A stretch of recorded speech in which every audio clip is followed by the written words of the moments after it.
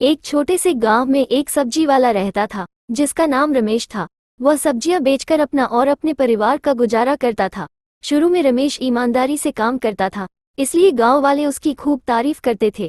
उसकी सब्जियां ताज़ी और अच्छी गुणवत्ता की होती थीं। लोग उसके पास से सब्जी खरीदने के लिए दूर दूर से आते थे। धीरे धीरे रमेश के मन में लालच घर करने लगा। उसने सोचा कि अगर वह सब्जियों में थोड़ा मिलावट करे और कुछ खराब सब्जियां भी ताजे सब्जियों के साथ बेच दे तो उसे अधिक मुनाफा होगा। वह इस विचार पर अमल करने लगा। अब वह ताजे और खराब सब्जियों को मिलाकर बेचता और सब्जियों का वजन बढ़ाने के लिए उन पर पानी का छिड़काव भी करने लगा। पहले कुछ दिनों तक गांव वालों को इसका पता नहीं चला, लेकिन धीरे धीरे लोग रमेश की सब्जियों की गुणवत्ता में गिरावट महसूस करने लगे। सब्जियां जल्दी खराब होने लगीं और वजन में भी धोखाधड़ी की शिकायतें आने लगीं।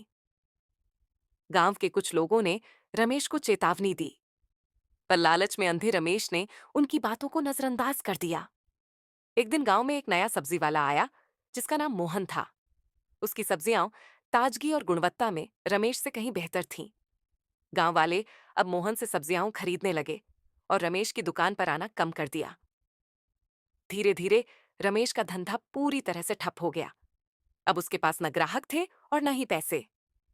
रमेश को अपनी गलती का एहसास हुआ, लेकिन तब तक बहुत देर हो चुकी थी।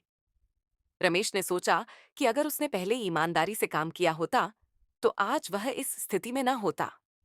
उसने अपने लालच को छोड़कर फिर से ईमानदारी से काम करने का फैसला किया। लेकिन गांव वालों का विश्वास दोबारा जीतना अब उसके लिए मुश्किल हो चुका था।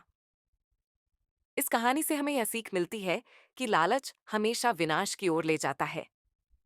ईमानदारी और सच्चाई से कमाया गया धन ही स्थायी होता है, जबकि धोखाधड़ी और लालच से कमाया गया धन कभी भी टिकाऊ नहीं होता।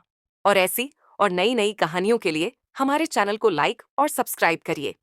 Thanks for watching the AI animation.